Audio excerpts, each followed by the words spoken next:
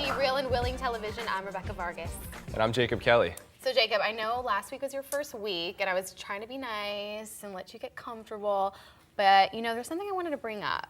Okay. I don't understand, you know, there's just things I just don't understand, and one of those is, what's with gauges? Why are they, I don't understand. I really don't get it. Tell me, what's the deal with those? Well, whenever I was 16, I was definitely into that heavy music, and all my friends were, and we were in a band, and I just thought to look the part and just things like that. I just made kind of a mistake, All right, whatever. so it's kind of hard to make it back. But Okay, got I don't know. It's just an image thing. Kind of like why do girls wear heels? Like I've never heard a girl say to get tall? these heels are so comfortable. Like I've never heard a single girl say that. You know what I don't understand? Neck beards. Why do guys have those nasty neck beards? You know what I'm talking about? Like those gross, nasty neck beards. I don't get Yeah. it. Like, don't you want to shave? I don't get it. Thankfully, I can't grow any of that. But honestly, I wish I could get facial hair. What about, you wish you had? I wish I could get facial hair. Okay, so what about another thing, the shaggy hair thing? Like, The what's with the shaggy shaggy hair hair thing? that covers your face and then you can't, like, Oh. you're constantly doing this twitch that the guys do. I had that. What's the point? I had that in probably middle school, and honestly, I remember I used to have that, and I would flip it like that, and actually girls liked it, so I think that's why I kept it. So I don't, I don't know, I don't get but it. I don't know. Like it's why do they wear so much makeup and spend so much time on themselves?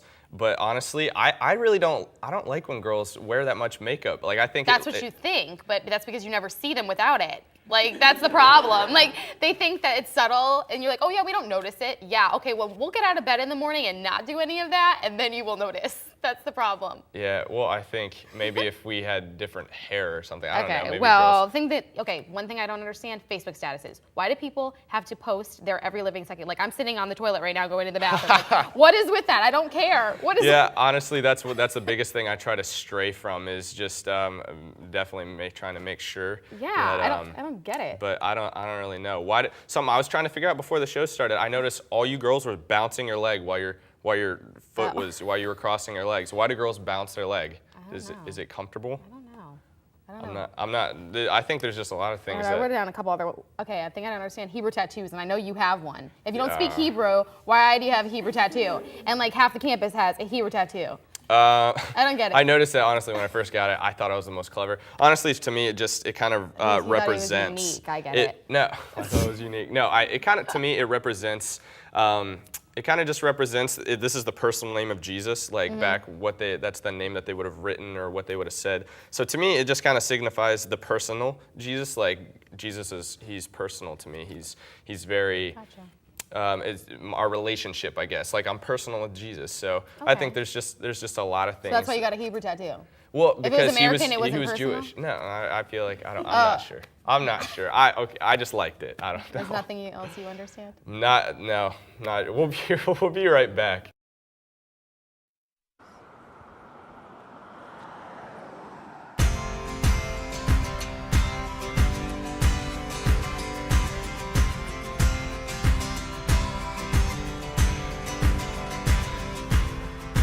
When I lose my way and I forget my name, remind me who I am. In the mirror all I see is who I don't wanna be. Remind me who I am. In the loneliest places, when I can't remember what grace is. Tell me once again who I am to you, who I am to you. Tell me lest I forget who I am to you, that I belong to you. To you.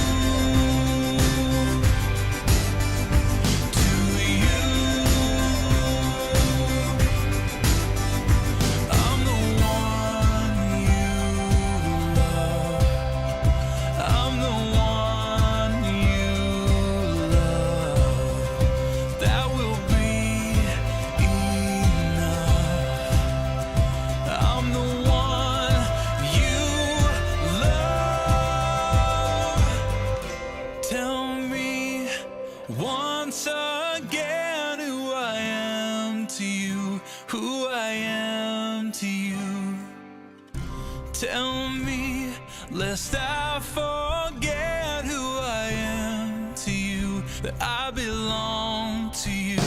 Whoa, tell me once again who I am to you, who I am to you. Tell me, lest I forget who I am to you, that I belong to you.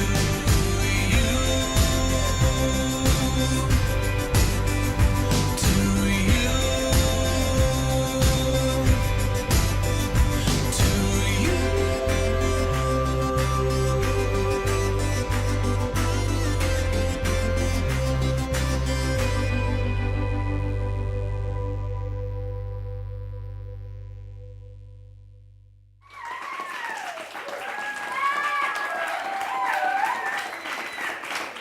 We all know that divorce is a common act in our culture, but the statistics are daunting on just how many Christians are divorcing. 50% of marriages end in divorce in the Christian church alone, which leads me to believe that people are losing sight of how important the marriage covenant is to God.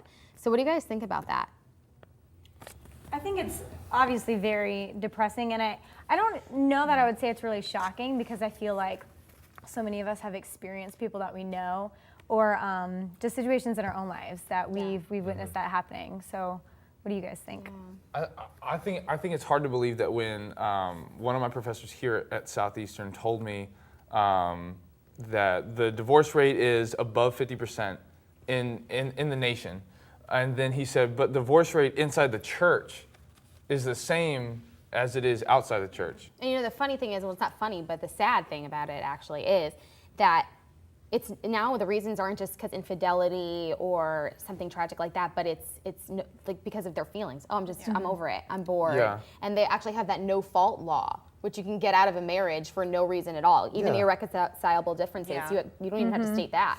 You can just get out of it. I which is think crazy. the flippant view of divorce starts with a flippant view of marriage. Like, it's not this sacred thing anymore. Yeah. People just do, well, oh, okay, let's get married. Oh, well, then divorce is not that big a deal if you don't take marriage as Yeah. that seriously. Something that I've noticed even more is people are starting to get married because of money, things like money, or people are starting to get married or even divorced because of sex and just like lack of communication, like things like that, like little things like that apparently amount to something big to them, enough for them to get a divorce. Well, yeah, like apparently, I guess the top 3 reasons people get divorced are the issues of money, the issues of sex life and intimacy, and the issues of communication. They really aren't little things. Those are No, those are huge, big- huge, Let's talk huge about things. those. Let's talk about Yeah. those 3. Yeah, no, I know like several couples that have, okay, because in like Christian society, it's not right to have sex before marriage. Right. So they Right. get married to have sex. And then, And too young, because yeah, they want too to have young, sex. and they want to Yeah. have sex. And then they don't in have a- any money. Exactly. In a year or two into it, That's They a have no problem. money, and they're so young they don't know how to communicate with Yeah. each other. So, I mean, I guess that makes sense. Well, I don't know if I would say that like marrying too young is a wrong thing, but I think like those 3 main things are what have been causing divorces. So like, I don't know, like how do we encourage people to look past those things when they're in marriages? What do you think we it's can not do? something that you need to look past. Yeah. It's something that there needs to be conversation about. Like you Right. can't overlook money issues. You can't overlook communication. Like those are big deals. Those are foundational things. Like going into marriages, do you think that people that going into it, they don't talk about, okay, like financially or sexually, or Yeah. or do we talk enough? Do you I don't think that, there is. There needs to be more conversation about that. Well, what about the before. whole? What about the whole like purity thing? Like, what if you talk about sex or something like that? Is that wrong to do No, that? it's not wrong at all. yeah, I think you should talk I about feel like it. Christians Yeah. are afraid to talk about it. Maybe And that's a whole listen, part like of communication. God made it for marriage. You know Yeah. what I mean? And it should be a beautiful thing Yeah. in marriage. And if it's not dealt with properly, maybe that's what's leading to divorce, is because Christians don't know how to do it right and like Yeah. how God intended it to be. Yeah, and one thing I was just gonna say is one of my best friends since I was a kid, like he's getting married this summer, and I'm gonna be his best man. And one of the things that he told me, I was like, dude, why, like is this something is this something you're committed to? They've been dating for a year, and I'm really happy for him, and I believe that they're meant to be together, because they're without a doubt committed to each other. But the thing I asked him was, okay, why are you doing this? And he told me, without a doubt, this is it. This is the person I know I can commit the rest of my life to, without a shadow of a doubt. What I want to know though is how do Christians especially get off justifying that they're ending a marriage based on like no feelings anymore? Yeah. Or like how do they get Yeah. off justifying that? Well, that's the thing that I feel like marriage has become is people have established love based on feelings, that it's all Yeah. emotion. And it's not. Like feeling or love is a choice. It's not just a feeling. Yeah. You're committing your life to someone. There's going to be ups and downs, but you shouldn't hold them to every wrong that they've committed. Yeah. You know, it's about loving that person through whatever they do. And I feel like we've lost that as a community. What do you guys think about the effects that it has on children? Starting off on like when they're young and that effect right at the beginning when they first divorce. I think it's terrible. My parents, when I was in middle school, I was in the 8th grade. My mom packed up one day and left, and she was gone for 8 months. Right. Like it was just my dad, you know, Right, and yeah. he worked all day. Yeah. He wasn't the yeah. one that took us to school. My mom was. He wasn't the one that picked us up from school. My mom was. He wasn't the one that made our lunches to go to school. My Yeah. mom was. And so without that influence, like there was this serious void. Yeah. Like, Right, like, yeah. does that I mean- can like definitely there's see. there's obviously something missing. Yeah, I can definitely say that I've been there too because my parents got divorced, and we're gonna continue to keep talking about this, like what is love, and we're gonna continue talking about this right when we come back.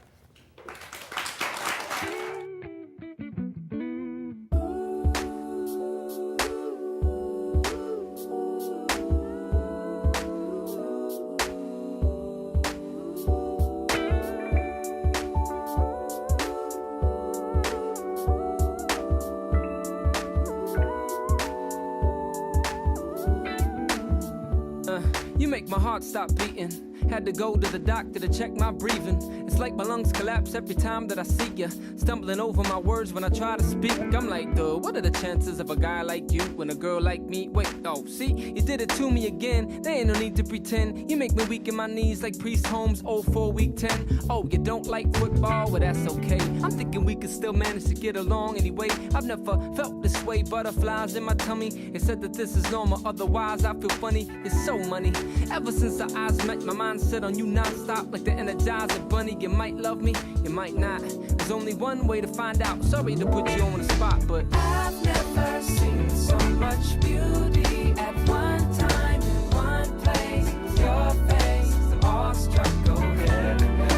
I've never been so in love with another. Sure there's no other. I'm awestruck, go ahead. girl, you got me in a chokehold with a grip tighter than Stone Cold. I'm on my last breath, but I won't fold. You like a raw flush while I bluff, cause you don't know. Even with a handful of failed, I don't fold. I'm loving the way you walk, talk, even how you chewing your food. Every smile you give seems like it's new and improved. I even like how you get rude when I ruin your mood. I think you're cute when you're mad with that bad attitude. I gotta hand it to you, so fabulously produced. No mind can fathom the sight of seeing you do what you do. I graduated past the stage of infatuation. My imagination couldn't assimilate the way that you move. Please understand my frustration. I'm losing my patience. I need you like the spoiled kid needs his PlayStation. I'm just trying to get my foot in the door. Don't mean to put the pressure on you, I just thought you should know. That's how it is. I've never seen so much beauty at one time in one place. Your face, I'm awestruck, go ahead. I've never been so in love with another. Sure there's no other. Awestruck, go ahead. Every second of every minute that I am not with you, I'm losing my mind. And every minute of every hour that we're not together, we're just losing time. And I ain't trying to sound desperate, but without you in my life, girl, I'm desolate. Alone on this island, there's nothing left of it. We were meant to be together most definitely. The word love, that's an underestimate. You like food and water, to me a necessity. The most essential ingredient to this recipe. Just let me know if you're with me or if you disagree, I'll understand. I've never seen so much beauty at one time in one place. Your face, I'm awestruck, go ahead. I've never been so in love with another. Sure there's no other. I'm awestruck, go ahead.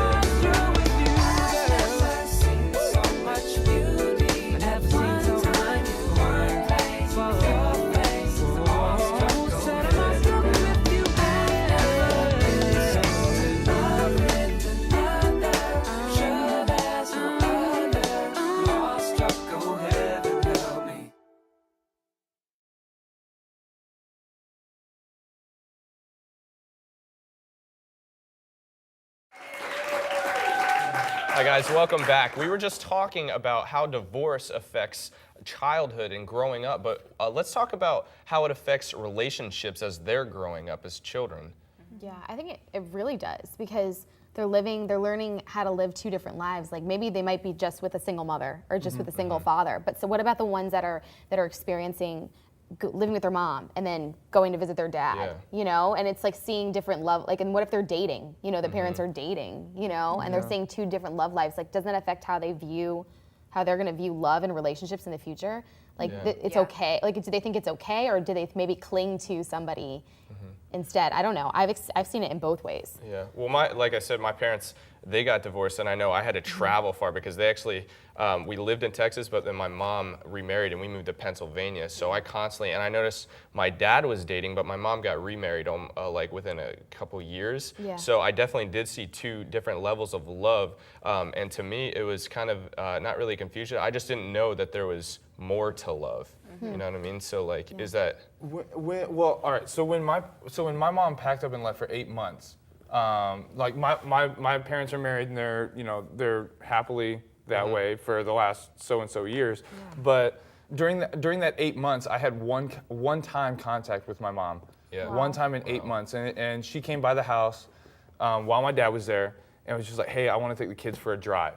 And so we all get in the minivan, the man van is what I called it in high school. But we get into the van, and she takes us for a drive, and she's just explaining to us, "Hey, this isn't your guys' fault.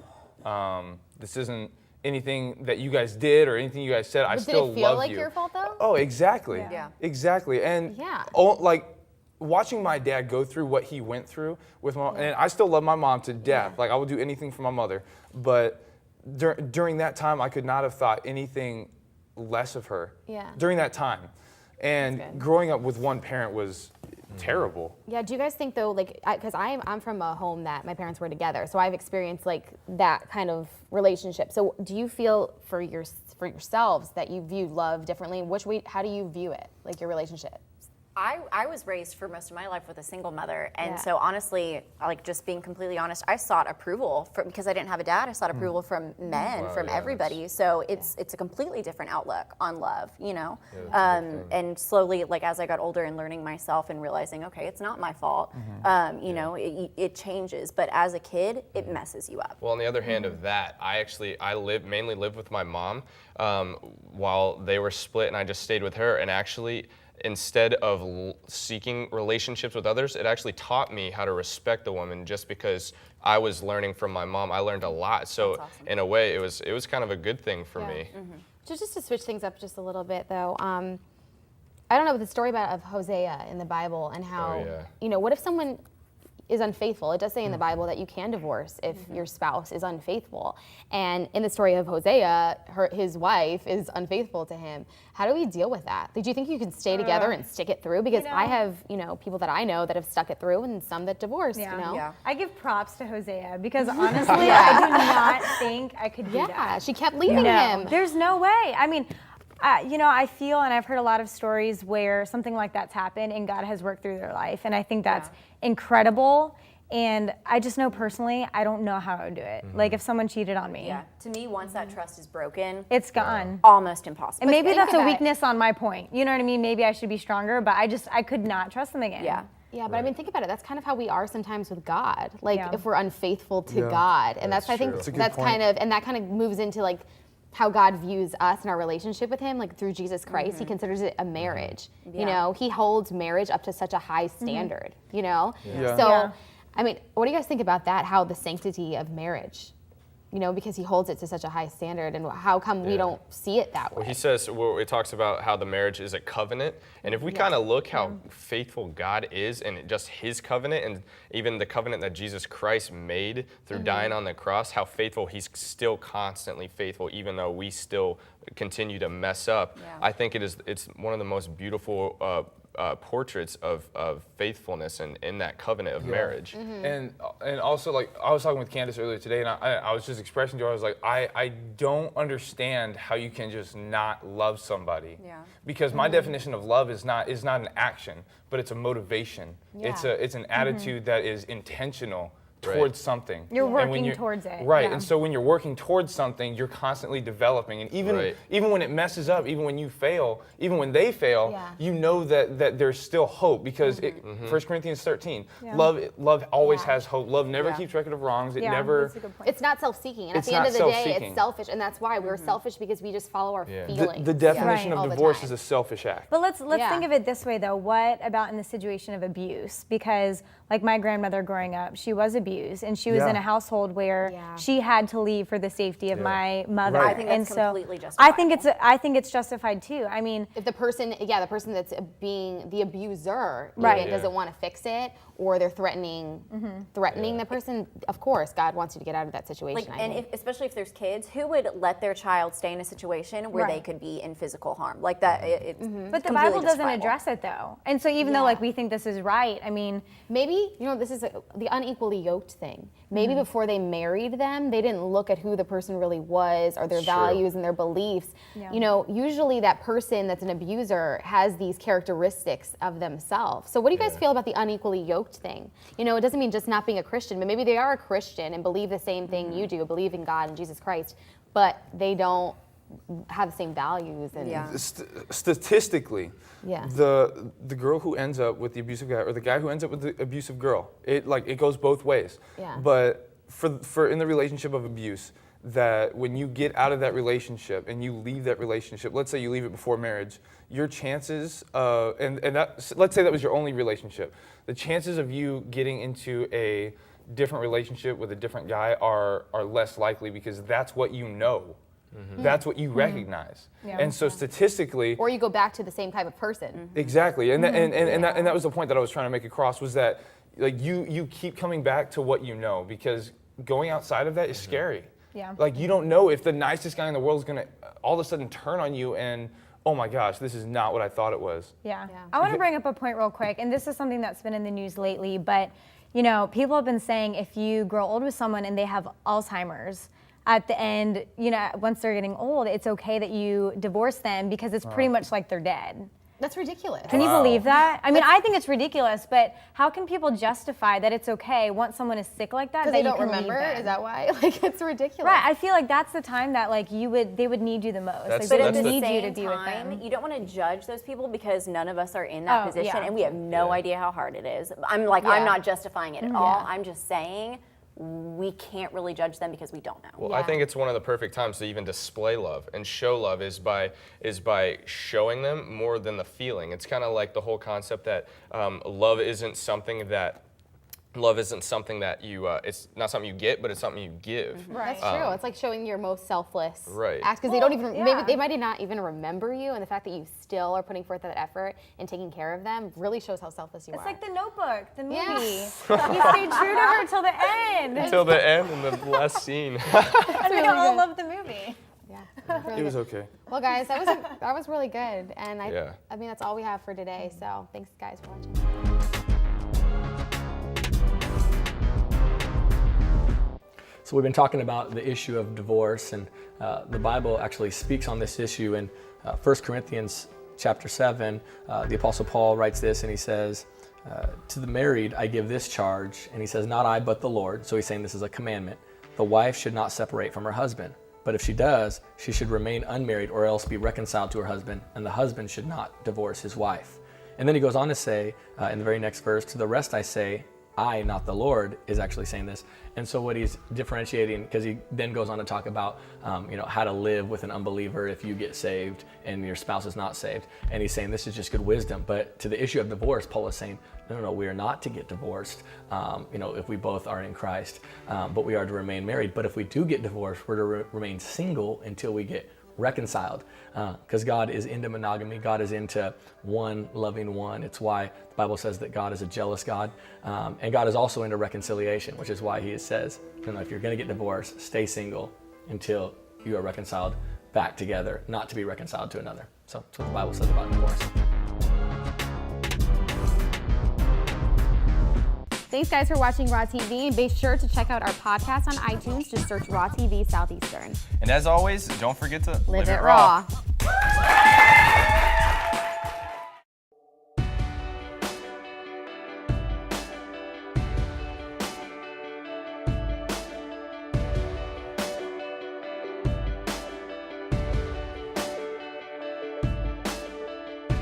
when I'm feeling all alone. There's so far to go, the signs are nowhere on this road, guiding me home. When the night is closing in, it's falling on my skin. Oh God, will you come close? You light up the sky. You light up the sky to show me you are with me. I can't deny, no I can't deny that you are right here with me. You've opened my eyes so I can see you all around me. You light up the sky. You light up the sky to show me that you are with me.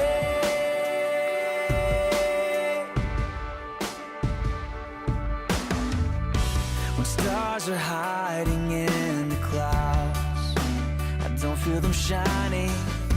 When I can't see beyond my doubt, the silver lining. When I've almost reached the end, like a flood you're